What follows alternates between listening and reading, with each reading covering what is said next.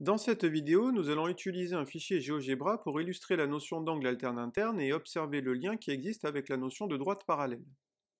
Tout d'abord, sur la figure ci-contre, observons que nous avons dans un premier temps une première paire d'angles alternes internes, à savoir l'angle XAB de 73 degrés et l'angle ici ABT de 62 degrés. Ce sont deux angles alternes internes car ils sont situés tous les deux de part et d'autre de la droite sécante de la droite D.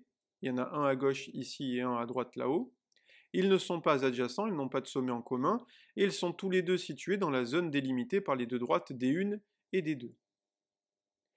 Nous avons également deux autres angles alternes internes qui sont les angles ici YAB de 107 degrés et l'angle ABZ de 118 degrés. Il existe une propriété qui nous indique que si deux droites sont parallèles et qu'elles sont coupées par une sécante, c'est-à-dire ici la droite D, alors elles forment deux angles alternes internes de la même mesure. Ici, comme les droites D1 et D2 sont parallèles, on en déduit que les angles qui sont alternes internes que l'on a vus et que l'on a cités précédemment, à savoir XAB et ABT, sont tous les deux égaux, et ils sont tous les deux égaux dans notre situation à 73 degrés.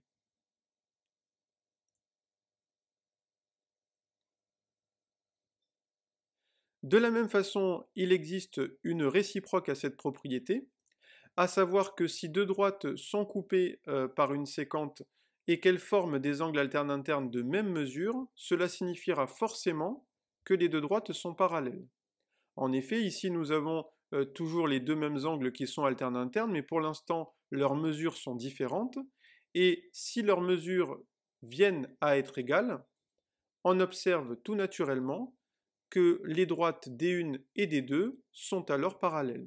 En effet, ici, comme l'angle XAB de 73 degrés ici est égal à l'angle ABT qui est ici de 73 degrés également, on en déduit que les droites D1 et D2 sont parallèles.